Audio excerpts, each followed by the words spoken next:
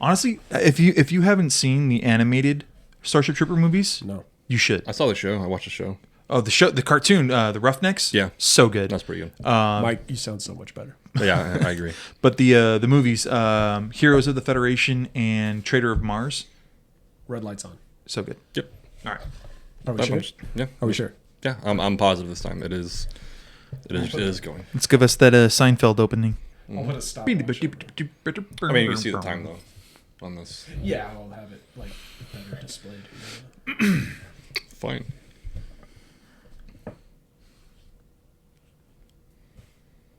Okay. Relative. That was loud as fuck. All right. Ready? Yep. We're ready. All right. Cool. What's up, everybody? Welcome to the Fake Philosophers podcast. We've been trying to get this up for a while now. Now it's post-COVID. We're good to go. I'm Mike. This is Mitch. Hello. And Danny. What's up? So why don't we take the time to introduce ourselves? Danny, 15-second intro. Do I have to use all 15 seconds? You don't have to, but you have them.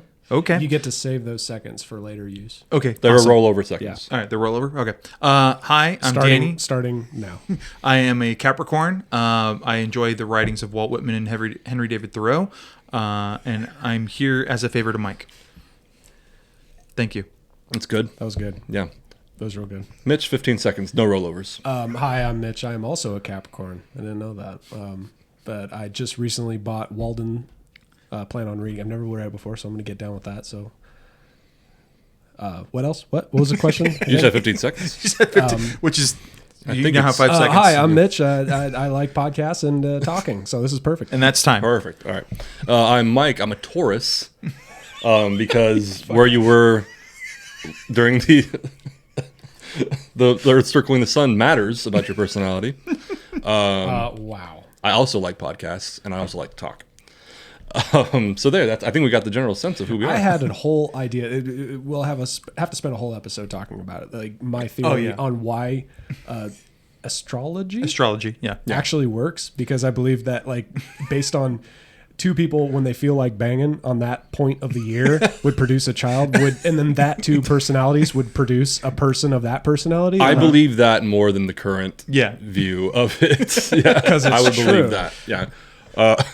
But yeah, so we are missing a fourth. We're going to be four of us rotating in and out during this podcast episodes. Eddie, 15 seconds, please. I'm Eddie Wantland. I am an avid menstrual cyclist, and this show is the only one that would give me my own spot. Eddie's a doll. Please We'll probably tell me you're going to edit that in. Yeah. And he'll be on a little bit later, hopefully. So the general idea of the podcast is kind of the three of us and Eddie always find ourselves kind of just talking, and that turns into, dare we say, philosophical conversations, conceptual conversations, and so we decided to start this up, and so it'll be us just daily observations, talking about possibly controversial issues. Maybe dip our toe into politics if it's appropriate, but I know we'll probably have a separate kind of sideshow for that. And then it's going to be keeping it light, keeping it fun, and just drinking beer too. I will first say I'm drinking a Claremont Craft Ales Jacaranda Rye IPA. Rye IPA. Rye IPA. Not yes. raw. Not raw. Rye IPA. It's cooked. How would raw IPA taste? I feel like they just put all the I think it'd be ingredients a into lot a of pot. sediment. Yeah, you just pour all the ingredients into a pot, and that's it. Yeah. That's a hazy IPA. Even more sediment. Nice. Okay. I'm drinking a Sierra Nevada Pale Ale. It was the cheapest 12-pack I saw at the store. And I'm even cheaper than Mitch because I stole one of his beers. Nothing wrong with that. That's beer etiquette. And I think the beer etiquette was you could take the beer, but you can't complain what it is, but you can complain if it's not cold. Yes. I thought go beer somewhere. etiquette That's that. was... I think that's universal. No, like if you go to someone's house. Yeah, I thought another beer etiquette was you do not count. How No. many? Yeah. No. Okay. Yeah. I mean, Depending. unless you're worried about something, but I never count how many Never beers count I beers. drink. Oh, at home, no. Oh, no, I'm saying counting other people's beers. Oh no. Yeah, it's No, I can't. No, I can't even keep track of mine. I'm not. Why try would to you keep count it. somebody else's? Yeah. because you're judging. Oh yeah, I don't do that. No. I would count like if I bought a nice 12-pack and somebody else had brought nothing, and they drank like 10 of those beers, I'd be a little Yeah. because they didn't bring anything. Oh yeah. No, yeah. know what I'm saying? Like- yeah, definitely. Sorry. Okay, so Mitch, I'll get you back on the 4th. Oh, it's fine. That's fine. I bought these because I knew most people would like them, Okay. and there's always like a couple that goes to the house. Thank you, Glennie, for hosting us. Of course. Sorry, thank you, Mike, for hosting us. God damn it. And you ruined it. That's You fine. ruined it. Yeah. So right now, our makeshift studio is at my home. This is my office, our office, mine and my lady's office. It's about a mile outside of downtown Torrance. Yeah. And so actually, we could bring it up now. I thought too it'd be kind of fun if we brought on someone from a brewery and did a beer tasting yeah, on the show. absolutely. So that might be fun. That would be fun. I went to a virtual beer because we're for those of you that are 5 years from now going back to listening to our first episodes because I've done that. Right now we're halfway through 2021. The vaccines are out. We're starting to see some mass. Oh, COVID-19 is a thing, by the way. Still, If you haven't heard of it. And about 6 months ago, I went to a virtual beer tasting with Mike and his lovely lady, and it was a bizarre thing. It was very odd. But it'd be fun if we did that. The again. tasting or his lady? No, virtual.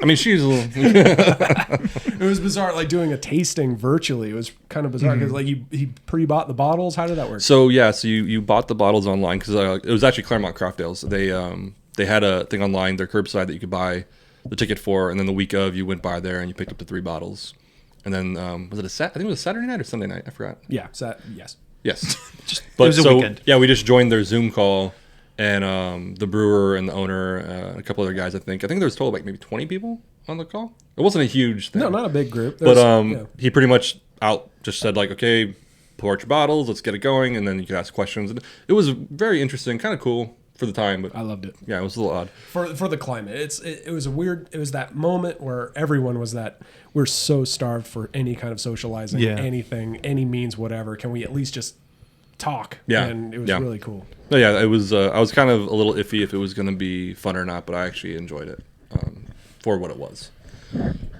Yeah. So today, the first episode. Yeah. I Why think, we here? Why we Yeah, here? we're going to keep it topical. We're going to keep it very topical. That we're going to talk about. So right now it's June of 2021, and so it's been almost a year and a half of COVID stuff, and we've observed a lot of different behaviors, a lot of different events directly relating to the COVID pandemic. And so we're not going to talk about the political climate, the debate side of the pandemic. We're just going to talk about how we've observed people and what we learned about people in general during the pandemic. Again, I know you guys are going to talk about a little bit more politicized aspect of it, later. But for now, we're just going to talk about what we learned about people. And I'll start off, and then we can bounce around. Sure. So my family owns a bar and grill, if you will, a restaurant. And so right from the top, we were affected by it, and we went into takeout only. And so people would come in for takeout, and I would talk to a lot of people. And one thing I came to realize is people will, how do I describe this? People will act very irrational and will defend any action of theirs just to prevent themselves from being mildly inconvenienced. Yeah. There's a term for that, and I want to say it's something in German. I just don't know what it is. Yeah, and I don't mean just the mask or anything. It just seems like just any little inconvenience. Mm-hmm. If it's justified at first, fine. But if it becomes too much of an inconvenience, people will come up with any excuse, any sort of justification for them for why they don't want to be inconvenienced. Yeah. The mask is part of it, but even like as coming from the restaurant, and it was horrible for us at first, but like Real quick on that. Were you shut down or did you shut down? Did you go to delivery first or were you told to? so no one actually called us and said you have to do this, but there was like the press release and all this stuff. So we went to, I believe it was March 18th, to take out only, to where people could call on the phone. We didn't do delivery right away. We ended up doing delivery for a little bit, And it was because of a county mandate or state? I believe it was the state mandate. Okay. Yeah, but even if you think about like bars and restaurants, it's an inconvenience. It's good to go out and order something to eat, because especially if you don't like cooking. But at the end of the day, it is a minor inconvenience if you can't go to the bar. You know what I'm saying? It's Yeah. and that's coming from me, who my family owns it. But like for people, how mad people were that they couldn't go to a bar or a restaurant. To me, it was like, have you never cooked at home? Have you never eaten at home? Yeah. Have you not had friends over? Yeah. So yeah, that was something I observed right off the top. Oh yeah, I remember. So March, at the beginning of 2020, I actually was. I had made a trip to Washington to visit my sister who lives up there, and my niece who had just been born the year prior. Doesn't matter. Anyway, I remember we flew out the day it was like shut down. Everything was shut down. It was me and my brother were flying back to Southern California the day everything shut down. And so I remember vividly, because I had this ritual. Anytime I flew, I would get to the airport 3 hours early and spend 2 hours in a bar at the airport and just relax before I flew. And it was the best part of any time I traveled. I believe it. But I'd get to the bar in Seattle, or I'd get to the airport in Seattle, and everything's shut down, and I was just bummed out. Bummed out. Did I ask to see managers? No. But yeah, there was definitely that kind of vibe, that kind of people walking around the airport like, oh my God, but where was I going with this? Someone else talk. I'll think about it. I think where you were going with this, I was like, well, how am I supposed to fly without any alcohol in my system? Which is also Because fair. anytime I've ever been on a plane, there's been alcohol in my system. Yeah. I wouldn't even say that's a small inconvenience. That's a pretty big inconvenience. I would probably be upset if an airline said we're not serving alcohol today, and it's more than 2-hour flight. I have a family. I would be. I have a family member, immediate family member, who is petrified of flying, and either needs to be pretty buzzed, borderline drunk, or on something to fly because they just can't fly. It's amazing. It's hilarious to watch. Sure. I think my mom's kind of like that. She's flown for decades. Hey, you said that. I didn't. Hey, no. But she to this day, if she's on a plane, she's grabbing the seats at takeoff. Yeah. She's still like that. But no, yeah. So I mean, yeah, I would actually throw a fit if they weren't serving alcohol on the plane. Call me a Karen. That's fine. The birth of Karen, 2020. The birth. Oh no, that wasn't the birth. Oh, I know, not the birth. Okay, maybe I would say the, it wasn't the. It was the christening. Karen hit puberty Yeah. in 2020. Yeah. But like, yeah, even the minor inconvenience. Yeah. the minor inconvenience. Like, there was a video of a woman who, I forgot what time of the pandemic it was, but she was like in a pizza shop. I forgot why they were refusing her service. It might have been the mask thing, but the quote was, "I have a right to pizza." Or it was like, "I have a right to my pizza," or "I have a right to pizza." And I don't care where you stand politically on the issue of, the No, you don't. but it's like, no, you don't No, have a you right do to not. pizza. Fuck you. No, you don't. If you've grown the wheat yourself, Absolutely, yeah. if you've sun dried the tomatoes and made the sauce, then yeah, You bake the bread. Absolutely. you have right to shit. But yeah, just that kind of thing. Like, in your job, you're a teacher. Yeah. What was did you experience anything similar? I know it's a different environment. It is. It's a slightly different, like just converting to distance learning and online learning. Mm-hmm. I mean, in my school, we do a one-on-one teaching anyway, so I'm not like, I don't have a class full of 30 kids. So, okay, it is a different kind of... I mean, different as in you don't have to be on Zoom with 20 to 30 kids. It's yeah, still I mean, one-on-one. at my school anyways, but even pre-COVID, it was still one-on-one. Mm-hmm. So I didn't have to adjust as much as many teachers like in a district would. Sure. Since I work at a private school, we do one-on-one teaching. Converting to online was in some ways a lot easier. Where the kind of issues come up is kids tend to thrive better in a personal setting rather than an online setting. Mm-hmm. Shocker. Right. And then like there's like a whole accountability factor where it's like if they feel like they don't have to show up in person, they don't have to do the work.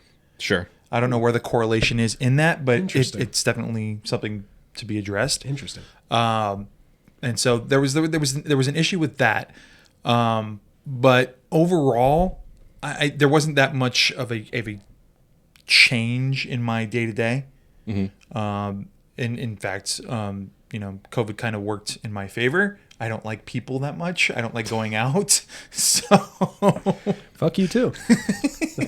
So, okay, so it's almost the antithesis. There wasn't really, you didn't really observe it right away. Yeah, Any yeah. sort of correct. or people reacting to the inconvenience. Yeah, there wasn't so much of an inconvenience because I was already fairly adept at using Postmates or Grubhub or something, and these are companies that freaking thrived during the pandemic and during the quarantine and the shutdown. And so I was just sitting at home and like, this is fine. Yeah, I personally, I worked most of our takeout shifts, but being at home a lot more, I didn't mind it too much. I'm kind of a homebody anyway. But yeah, going back to it though, the reactions of some people, like I think we've talked about it just personally, having a criticism or skepticism is one thing, but to act out in such a irrational Public way, like it just, let's just talk about it. Like even the mask thing, politics aside, isn't really that big of an inconvenience. I wore a bandana, and I think the first time I wore it, it was a little different because I had never done that before, but it was fine. After like the second or third time, it was just fine.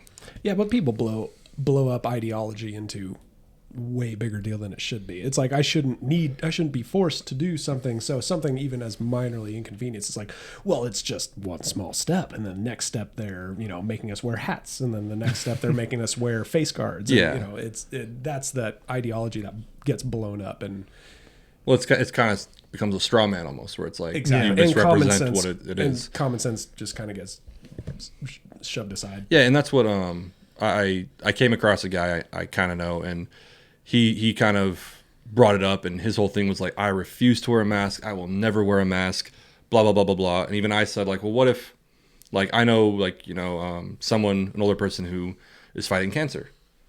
Would you wear a mask around someone fighting cancer just so you don't accidentally spread it? And he's like, oh, yeah, I would do that. But, like, in a store, like, absolutely refuse. And it just kind of, when I look at that almost as weakness, like, you wouldn't put a mask on just if somebody, so right now, masks are optional. I still wear my bandana at a store. Like just the other day, I was walking by maybe 3 or 4 elderly folks, all with masks on. So walking by them, I pulled my bandana up, just out of respect for them. I'm not going to be defiant and being like, fuck you, like, don't inconvenience me, like, you're old, I don't care. I just put my mask on. It's the least I can do. Just to make, if only to make them feel better. I can carry that burden. And this I feel is like kind of like a bigger issue, and the state of the world, if you want, or even in the nation. It's that whole, and I'm sure you guys have heard of this, the shopping cart analogy. Yeah. It's doing the right thing because it's the right thing to do. And they go to the shopping cart analogy. It's like you can put the cart back, or you can leave it wherever you want.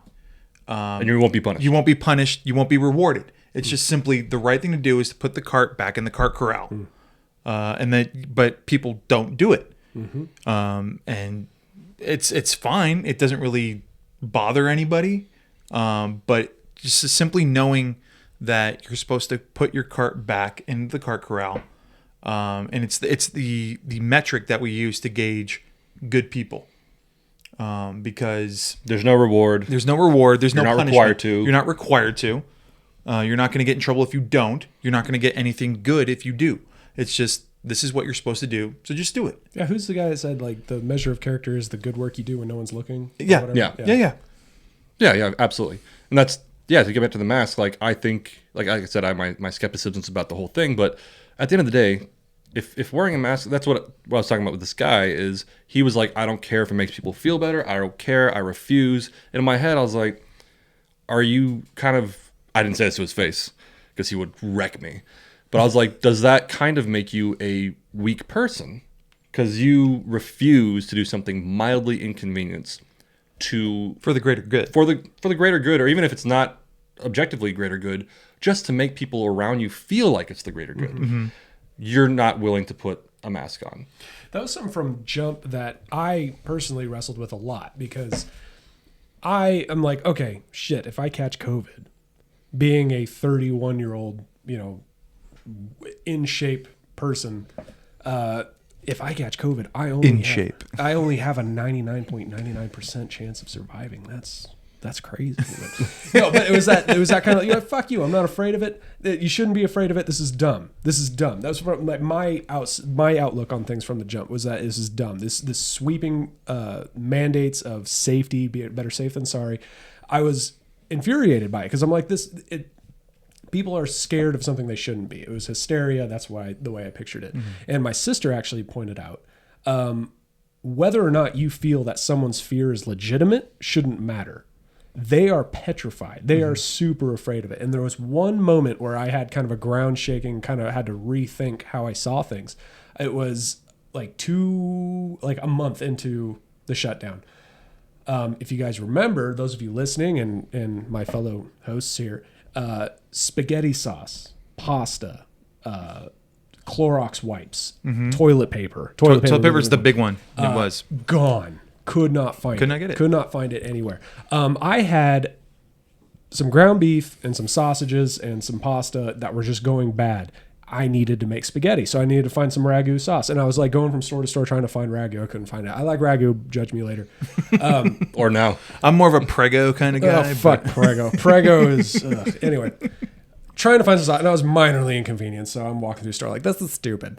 And you got to remember what it was like a month into the shutdown. People were losing their shit, and they were going absolutely nuts. They thought this was it.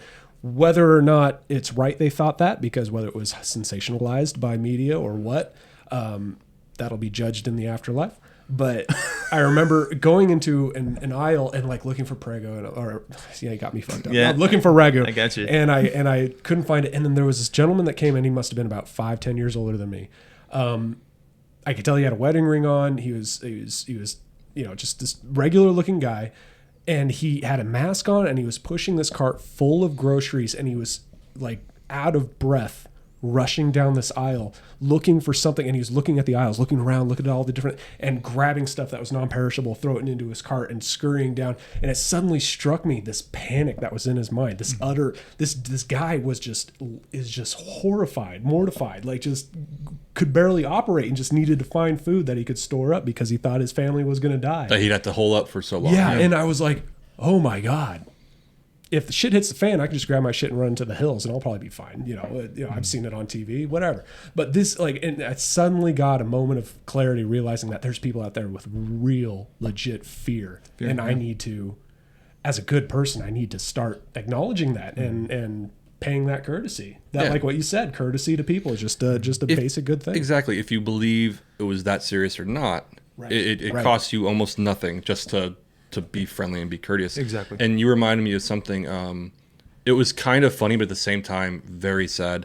So when this all started, those first couple of weeks where toilet paper was flying off the shelves, all this stuff, I think I was at Ralph's. I forgot which grocery store I was at. But I was at a Vaughn's, by the way. It might have been Vaughn's. But I remember, so we're all, we have our fingers on the pulse of what's going on. This guy at the store, pretend to. Yeah, pretend to. But this guy, he was an elderly gentleman, probably in his 70s, maybe 80s. He was looking for toilet paper, and he looked utterly shocked why there wasn't any. And so like when I walked in and didn't see any, I was like, oh, well, of course, that's what we've been reading about. So this guy was genuinely just like bewildered about why there was no toilet paper. I want to go off on a tangent here about that. So finish up your thought. Yeah, but you could tell because like he was even like, sir, to a worker, and he's like, do you have no toilet paper? Like, are you not restocking toilet? But you could tell on the worker, you could tell it was taken probably on the chin all day. He was like, no, sir, we don't. Sorry. But this guy was genuinely not trying to be rude. You could tell did not understand what was going on. Yeah. He just went to the store and did not realize what was happening. Mm-hmm. And it was actually, at first I kind of laughed like, oh, this fucking old guy doesn't understand. But then I was like, that's kind of sad and shitty that this guy was probably just going to the store for some toilet paper, needs some toilet paper. Yeah. Completely can't get it now. Yeah. So going off of that, my question was, what do you think compelled people in a pandemic, instead of buying up, dried goods, canned goods, why the fuck Did they go after the toilet paper? I'm gonna forward a motion that this should be an entire episode just on this. It's why toilet paper. We'll call it why. Why? It fascinates me. It's utterly bewildering to me. It's like what like, especially because this is a pandemic or a disease that doesn't result in massive amounts of diarrhea. But of all the things that you could potentially lose a supply of, that's what you lost your shit on. Literally lost your shit. You could wet a washcloth and be fine. You could just jump in the shower after taking a I've done shit. that. I shat in the shower before. Yes. I'm joking. I've never done that. But like you can take a shit and then jump in the shower and clean off and be totally fine. Done. Why the panic? Why buy so much That's a fucking toilet paper? fascinating thing. Yeah. Did you have a theory? I have a theory. I'm very interested. I don't have a personal theory. Go ahead. So I actually read an article about this as well, and it kind of, as silly as it sounds, comes back to the inconvenience factor. Mm-hmm. If you really think about stuff, so you go to the store, pasta lasts a long time, and pasta went off the shelves pretty quick. Yeah. Canned goods, of course, blah, blah, Tortillas. blah. All this stuff makes sense, but something you don't think about, which is why I think it started selling out after things started shutting down. Because when things like people started hearing about it, that's when all the canned goods started going, all that stuff. I think it was like a week or two after things shut down, like mid-March or later in March, is when the toilet paper started going. I don't think people thought of toilet paper.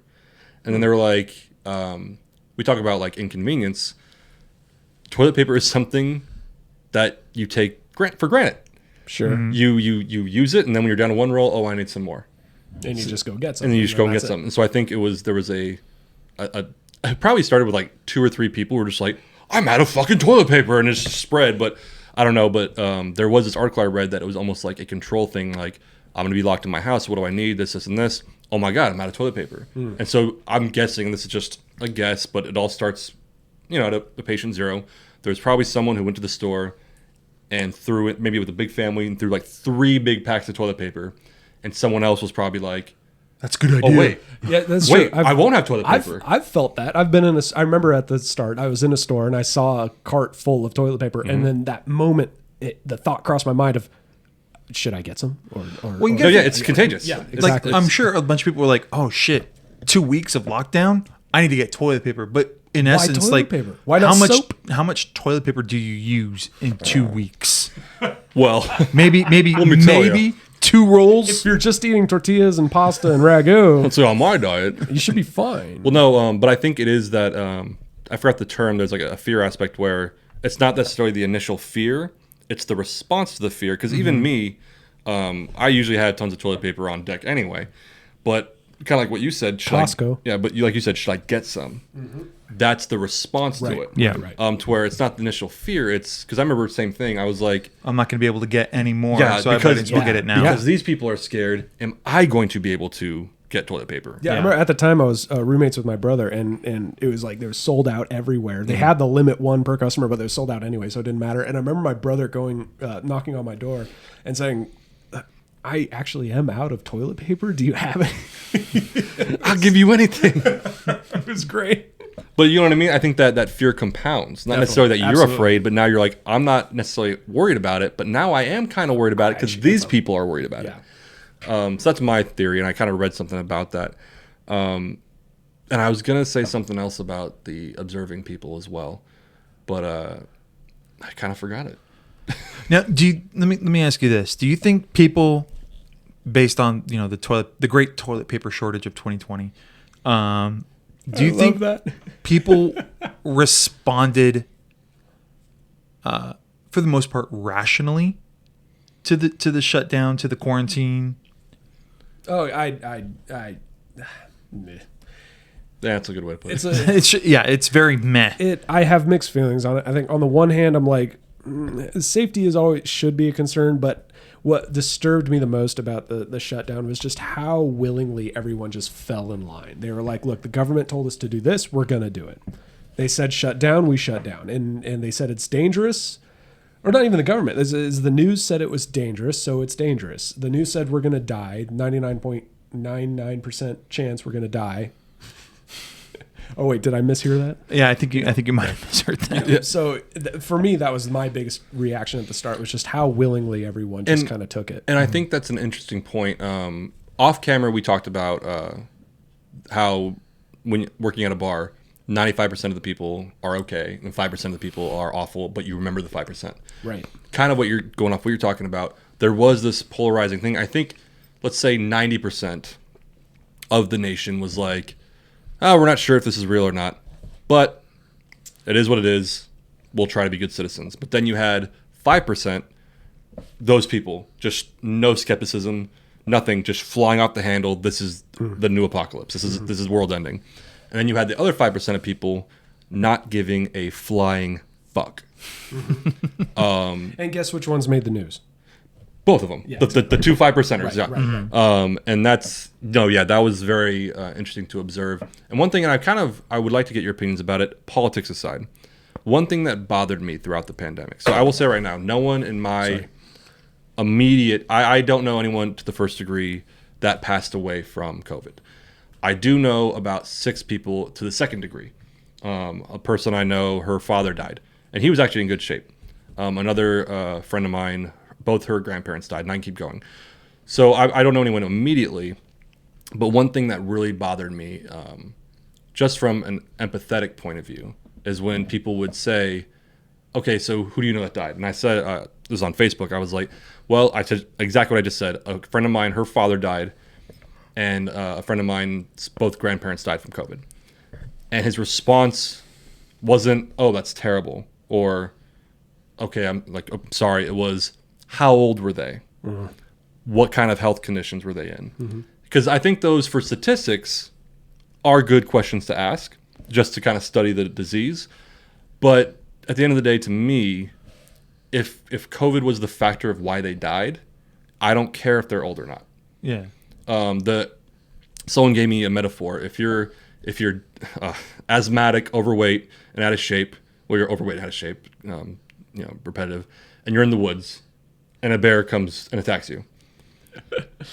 Yes, the being out of shape and being asthmatic might be a factor for why the bear was managed to kill you, but at the end of the day, if the bear wasn't there, you wouldn't be dead. Yeah, I mean, I don't know if I like that analogy. Though, it's not a completely equivalent, but my point is one, the lack of empathy for people who were like, my grandparents died of COVID. I agree with the lack of empathy. Yeah, but that's what I'm saying. Just the reaction, and people were like, well, were they old? Were they out of shape? And it's like, does that matter? Does it matter really? In the debate of policy, I think it does. And but that's what I'm saying. Statistically, absolutely, I agree. Right. It should be something considered. Right. But when people we're talking about what we observed about people. Right. Okay. And so these people are so inconvenienced that now they don't even show sympathy with a dead family member. They're more like, how old were they? They're asking questions now. Right. But there was that kind of analogy that drove a lot of fear. And I mean, and I hate to say that empathy-driven policy of, look, grandma died. That's why the able,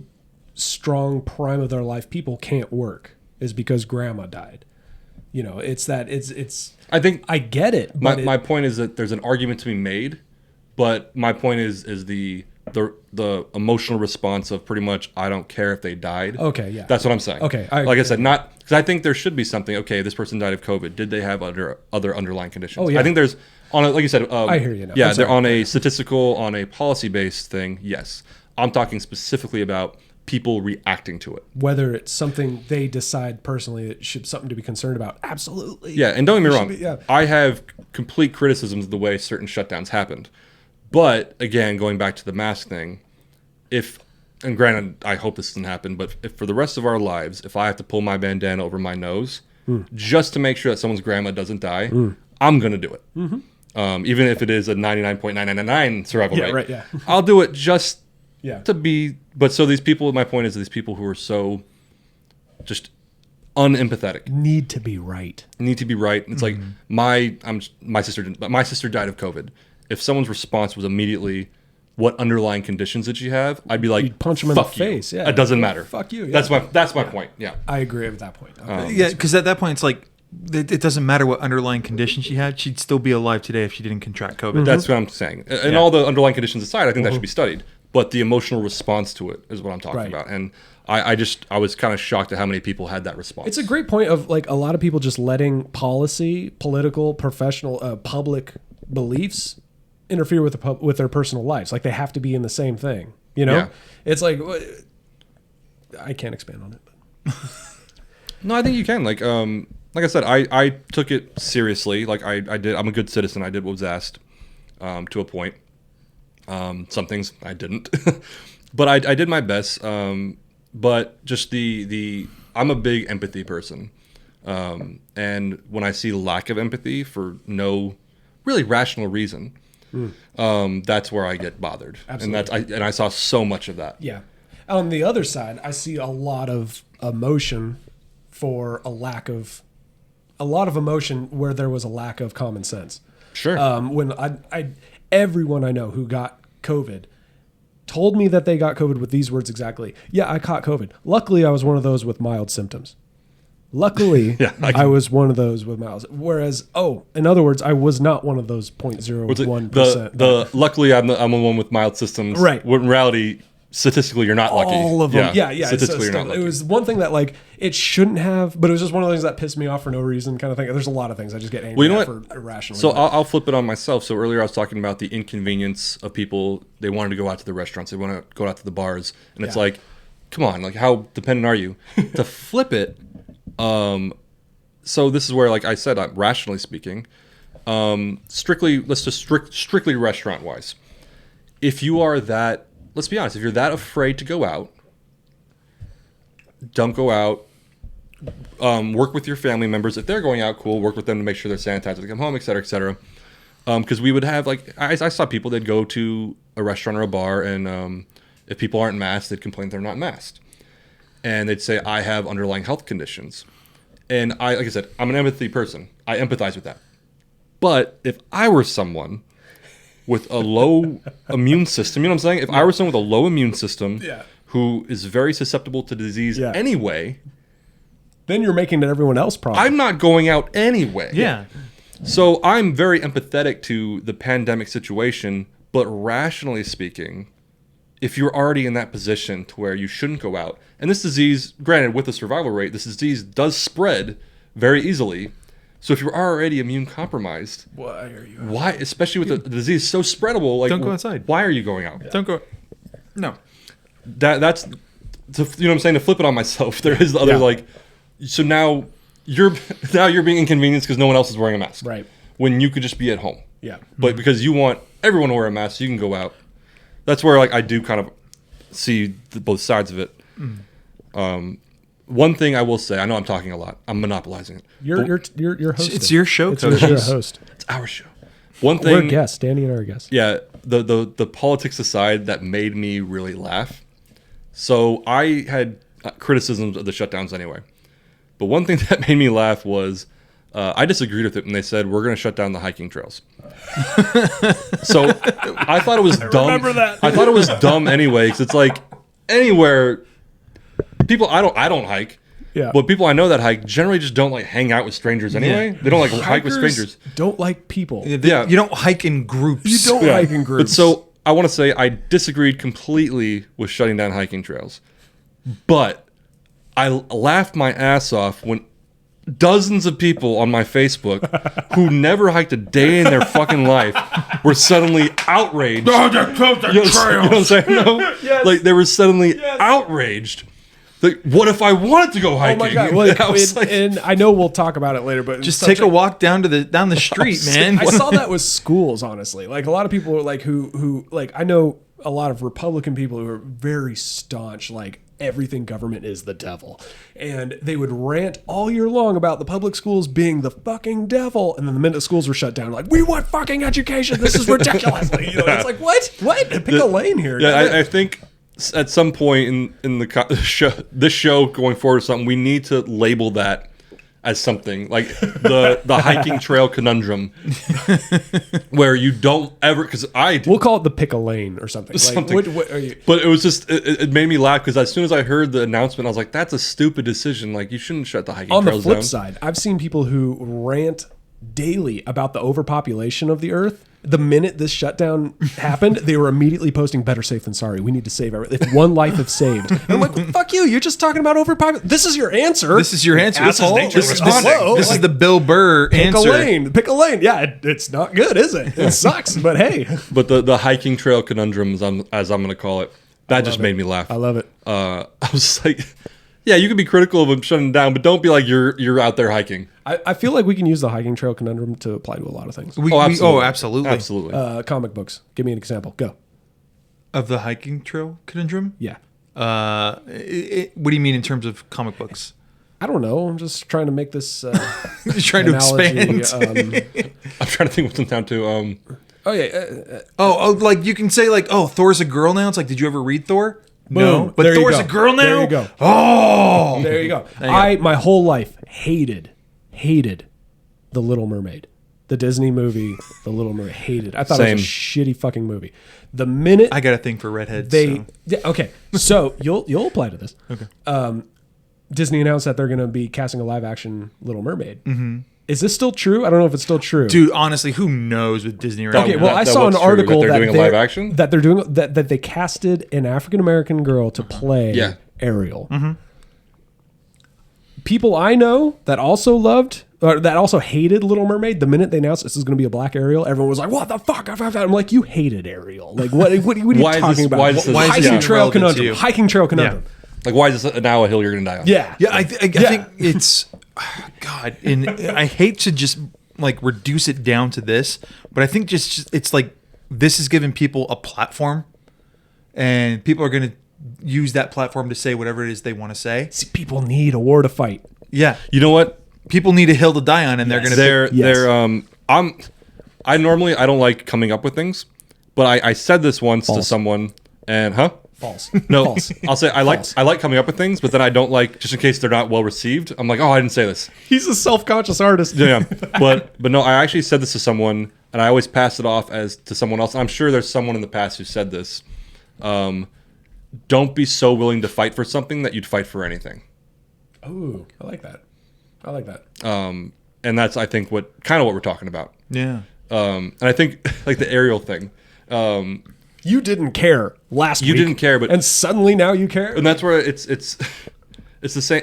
This is gonna be Say it. the comments. Say it, man. It's the same when people are like, We'll edit it out later. yeah, they're like, look, I'm not racist. Immediately something racist. But black people. Oh, there's a butt coming. Yeah, There you go. it's by definition you're about to say something racist. Look, Yeah, you it's the guys whole- know me. I'm no racist. Well, I thought I knew you, but let's hear what you have to say. When anytime somebody says with all due respect, Oh, because immediately after they're going to say something extremely disrespectful. Yeah, I say that just to cover myself anyway. I'm guilty of that. that's my look. I don't read, but I don't read, but let me tell you about thorough. mispronounced it. I did. I always do. That was to bring it in more to a positive outlook. I remember at the start of shutdown. Yeah, let's talk about positives. Yeah, let's talk about positives. Something I thought about, and I hope is still true. I've yet to see it come to fruition, but it was. I've for a long time believed that specifically Americans have lived a very long time without any hard times. No real. It's been a while. No World about 100 War, years. no depression. We've lived a long, cush life, and good times breed weak people, in my opinion. We call the greatest generation because these motherfuckers endured the Great Depression, World War II, and then the Cold War when they were raising kids. These were strong fucking people because of just the hard times they endured. At the start of this shutdown, I remember talking to family and thinking, you know what? One cool thing is that maybe this will harden some people up. Maybe people need to go through some hard times, realize some terrible things about themselves, go through some real pain, and maybe we'll come out a stronger people. Maybe we'll be a little bit more empathetic or not as prone to fear. When we have our good times truly taken away, maybe it'll produce some good strong people. Yeah, Hopefully. I will touch on that, and I think it's a good topic for another episode. I thought the same, that especially in the restaurant industry, that having bars and restaurants taken away, that these shitty customers would come back more appreciative. Absolutely. I'll say right now, they haven't. They haven't. And that's a topic for another episode, because I could go personally for half an hour to an hour on that. That'll be a whole segment. When somebody destroys a restaurant because they had to wait 5 minutes for their ranch dressing, Yeah. just saying. And this is kind of, I'm not sure if this is a positive thing, but it was something that taking with the silver linings. At one point we were good to go, but in that first month I just kind of was like, I want to go to the store just to see what's going on. We were going toilet paper, getting food, and so I just went to the store and started walking around. And again, this is some first world shit, and it's silver linings, but I walked down the pasta aisle, and like you said, ragu, prego, all gone. And there was this random spaghetti sauce that Brian, I've never seen before. And I was kind of like, huh. And I looked at it, and it was like a cayenne pepper, like spaghetti sauce, marinara. And I was like, I've never seen this before. Bought it. Delicious. Nice. I think it was in a different aisle, kind of where like all the pickled peppers are, like the pickles, the pickled peppers, all that. There was, Piper. yeah. There was I forgot, like a bruschetta spread, a red pepper bruschetta spread. That was like the only thing on the shelf. And I was like, that looks interesting. Got it. I put it on sandwiches. Delicious. And so it was kind of weird. Like the first couple of weeks, I was grabbing shit on the aisles that I had never even noticed before. Oh, it opened up your world a little bit. And I was just kind of like, oh, now like I buy that red spread for my sandwiches all the time. And so it wasn't like a huge thing, but I remember like when I got home, I was telling Eric, I was like, look at this shit. Like I would have never noticed this before. Wow. Because everyone was going for the big items, the hot items, that these smaller items were kind of overseen, like or overlooked. I'm sorry. Do you have any more, Danny? Do you have any the ways that the shutdown it's Affected me positively. Affected you positively? Just, I mean, it brought my group of friends together because the first thing we did, like as soon as the shutdown hit, was like we all got like Nintendo Switches.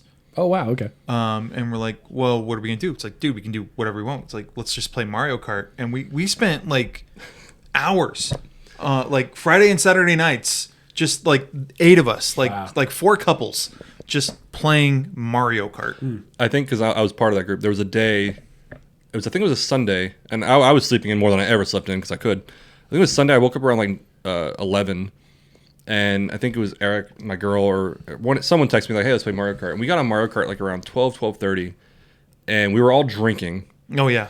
And I think it was like 7:30. We realized when we were like, we've been playing Mario Kart for 7 hours, drinking for 7 hours. Yeah. No complaints. It was just like, this was a fun day, and we were all just fucking inside. Wow. So I mean, it was a combination of Nintendo Switch and Jackbox. Oh, Jackbox. And we played a lot of Jackbox. Nice. But I mean, yeah, because that's all we could. We couldn't go out and hang out outside of the house. So it's like, what do?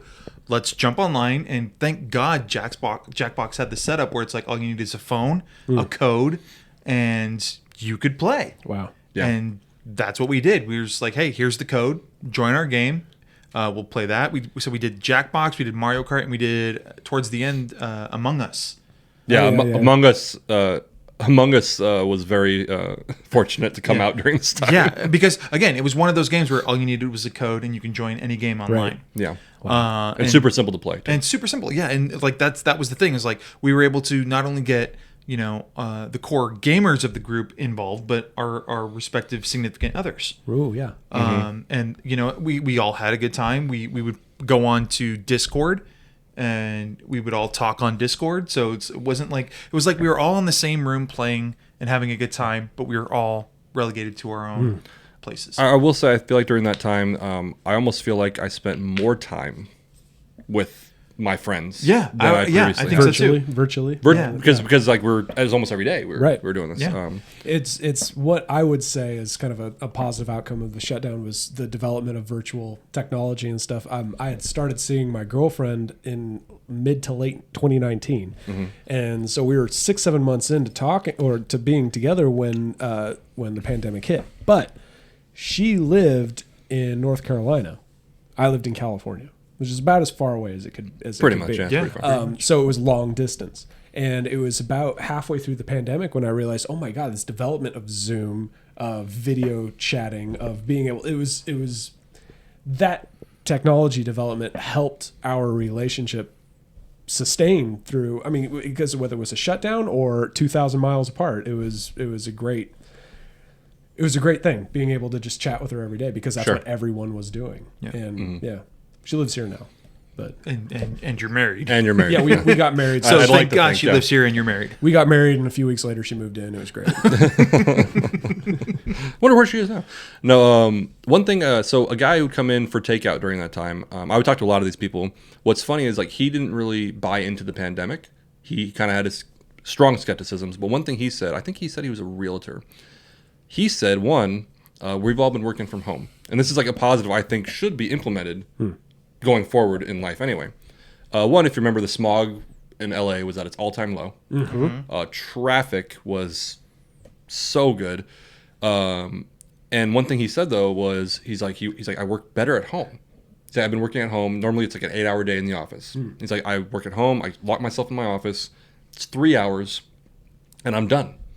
Like everything I get done, that would be an 8-hour day at the office where I might get distracted by talking to people or the water cooler, whatever it is. He's like, I get done in 3 hours, and he's like, and then I have the rest of the day to myself. And he's like, and so he's like, looking forward, we've already discussed shutting down our office. Wow. Yeah. And if we need to Yeah. have a meeting, Yeah. we'll spend $100 on a boardroom, Right. like at a hotel or just rent out a boardroom for the Yeah. day, get the crew together. And he's like, yeah. so the company's saving money. I'm more efficient at home. He's like, there's it'll be- he said, there's no downside. That's going to be fascinating. I have a buddy who just got signed on a new job, and he's working mostly from home, and the business is based in San Francisco, and he's making bank, but he's working from home. Yeah. And it's going to be amazing to see how businesses evolve. Yeah, and I think that just if you talk about human happiness, this guy who thought the pandemic was bullshit was like, this is cool. He's like, I'm working from home. He's like, I'm spending less time working because I'm more efficient at home. Yeah. I'm happier. I'm spending more time with my family. Wow. Well, I mean, looking at like, especially in California, what is the worst aspect of everybody's day? Traffic. The commute. Traffic. Traffic, right? When you eliminate that, you're more efficient, you're happier, you do better all around. So Yeah. for So my it makes job, sense. my job, I'm an electrician for brevity's sake. I'm an electrician, and my job involves driving to people's houses and businesses to work on their equipment, and then I drive home. The height of the pandemic, I seriously went from my home in Rancho Cucamonga to Torrance, drove in under an hour. Yeah. Yeah. That does not happen. Whereas on a normal day, that takes what? 2.5 hours. 2.5 easy? At least. Easy. And so I joke, and no one laughs. I don't know why. But I joke and saying like, oh, yeah, height of pandemic, those were the good old days. No traffic. It Yeah. was, no. No, dude, I will totally agree. Like driving during the pandemic was unreal. It was liberating. It was not Yes. California. It It was was- not I California. can get from Orange to Rancho Cucamonga in 30 minutes. Yeah. Yeah. And if you think a lot of these office jobs too, like The answer is less people. less people. but even if you think a lot of these office jobs, if you go in, like take literally the show The Office. If that show was on during the pandemic, The Office? The Office, the Is show. that a show? It was Was it in England? in England. Yeah. Okay. But if you take that, think about everything they do in that office. Yeah. Half like not the warehouse jobs, Right. The jobs in the office, Done from home. all that could be done from home. What'd you do? Did you break it?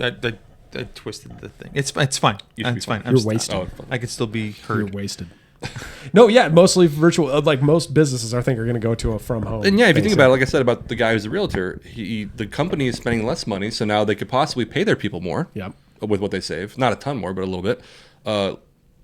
Ripple effect. So all their people aren't driving. So Right. those of us who have to drive, like we have to be there in person. Yep. Less traffic. Less It's traffic. a ripple effect of improving the country and improving the happiness of everyone. Does, You does know what? everyone- As a matter of fact, COVID-19, this is pretty good. Yeah. This is a good like, thing. does anybody remember how efficient like Amazon and UPS and Oh my God. USPS was during like the first 2 weeks of the I remember quarantine? like the anticipation being like, if you order a package, you're going to get it in like a month. Yeah. And then you got it the next day. you got it the next day. They were on it. Yeah. Yeah, and that's Because there was one- nobody on the road. Yeah, and that's one thing I kind of fear in this sense. And granted, it's an awful with the deaths and just the whole economy, everything.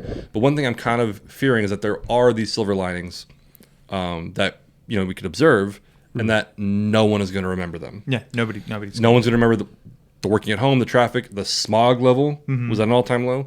We're just going to go back to. I've heard people say it shouldn't be the new normal. We should go back to normal. I'm like, what's wrong with a new normal? A new normal. That's better. Here's my optimism is Because the one it's thing new. the one thing that speaks most in America has always been money, and especially businesses that are going to look like, when did we save the most money on this, not overall, but on this specific thing. Oh, Yeah. that was during 2020 when there was, so how do we get that again?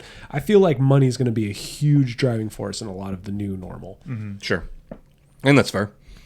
The working from home thing, yeah. Yeah, and I hope that's right. I hope it's right because, like I said, there's a horrible situation. There's a lot to learn. The truth is, if it does indeed save money, it will be right. It will. It's gonna happen. So. Exactly. But I do feel like there's going to be still those some that are like, no, I just want the stubborn. I just want to go back to the way it was instead of but going why? forward better. And Because it's because what they know. It's what they know. ideology. Yeah. It's what they know. I am notorious for hating change. So I understand not wanting to change. But when you give me an argument that this could change for the better, I'm listening. But not everyone does. They just want to go back to their regular life the way it was. True. But yeah, I think let's leave it on that top high note. I know we went a little longer than we anticipated, but As it's for fine. It a was good pilot, conversation. this is about a 2 out of 10, I'd say. Well, you got to start somewhere. It wasn't a 1. We'll start eventually. Yeah, and so so like we started at the top. I feel like you could do your job from home. well, of course. But yeah, so if anyone, like I said, we're just going to talk about observations and everything. If anyone has anything they want us to discuss or look into, please leave it in the comments. And we're going to end the show. Danny, anything you want to say? Nope. Mitch?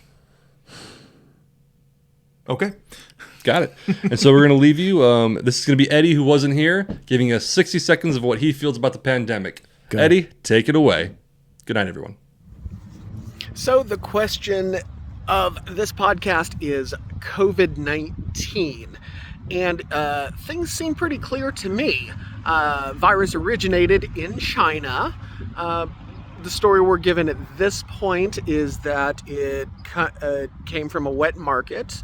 There are smattering reports and other data or lack thereof, might also suggest it came from a lab. Regardless, it's over a year later, and here we are, vaccine in hand and ready to move forward. This in the name of science, of course. I guess my issue is with these people who are hesitant to take this vaccine despite the fact that there's science. The same science that drives your car, the same science that put a man on the moon, and yes, the same science that enables you to watch this video now. Yeah, that's science. Otherwise, you're staring at a brick or a blank screen. But it's rather concerning to me that people don't get their vaccine despite both USA Today and CNBC, one of the NBCs reporting on June 16th that 91% of people who are hospitalized for COVID have something in common, and that thing is in common that none of them are vaccinated. So with vaccine availability, it goes without saying that once you get vaccinated. Furthermore, reported today, June 21st, also on CNBC, Dr. Scott Gottlieb, chief of the Food and Drug Administration, looked at the Delta 9 variant, and current models say we're going to get hit pretty hard this fall. So with that in mind, there's absolutely no excuse why we can't protect ourselves. It's just the science and the acceptance of the data has yet to go that extra, few inches in the ear and then swirl around in the brain for some folks. This is Eddie Wantland, and that's my COVID thing.